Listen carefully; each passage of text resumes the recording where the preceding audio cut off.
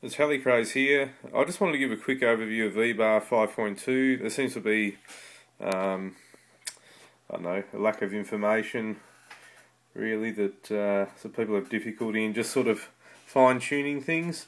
Basically on the left you got your live display. It's pretty much self-explanatory. You know, it's just good to check to see if all the sensors are working.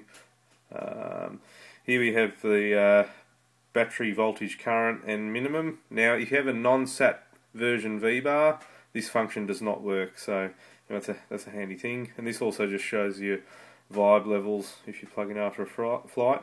Here you have the auto trim. Personally, I don't like to use it. If your center of gravity is perfect, if you've done your mechanical setup, there's actually no need really. But if you choose to, just activate it. Have your pitch at full 100% when you power on. Wait for the double pump, and yeah, as long as it's a non-windy day, yeah, you can just give that a go. But I haven't found it really to give me any benefit at all. Here with your flight style, basically you got vivid, precise, and above.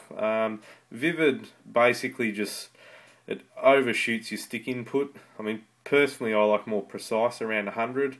I've tried 120, but I find it just seems a little bit too fixed to the stick. So anyway, that's my personal opinion. I like setting of 100. Agility, I'm only flying 700 size electrics. Personally, I like to set it to 98.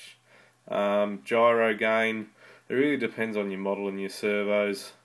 But basically, I run it as high as I can without wobble. So give it a sharp stick input on the cyclic. If it wobbles, just keep backing it off. Probably each time back off 5 points just till you get it down.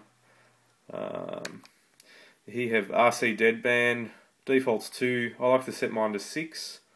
Elevator pre-comp, you can leave it. Paddle sim, I don't really use it. All it does is basically accelerate the initial movement of your cyclic stick. So it's not actually overshooting, and it's not actually making it roll or flip any faster. It just accelerates that initial input of when you're moving the stick. The only time I use it is if I run like a lower RPM, so like, you know, between 1650 and say 1850 on a 90 size. Expo I set to 0, I like to use in my transmitter. Optimize, personally I don't like to use that function. I just do it manually. So you see here, if I was to set my agility to 98, you'll see it sets them to 49, 49. Normally I end up at around between 50 and 54. But, you know, it depends on blade types and your flying style. So, I mean, if in doubt, just leave it or just turn it on and let it do it itself. But you can always manually tweak it if need be. Tail rotor, yaw rate, that's pretty basic. Your gyro gain, I'll get to that in a sec. My RC deadband, I like to run 6. Acceleration, as per Mr. Mel's vids, I found the best performance is if you run your acceleration P gain, I gain to 75. Stop gain A means clockwise direction stop. Stop gain B is counterclockwise direction stop.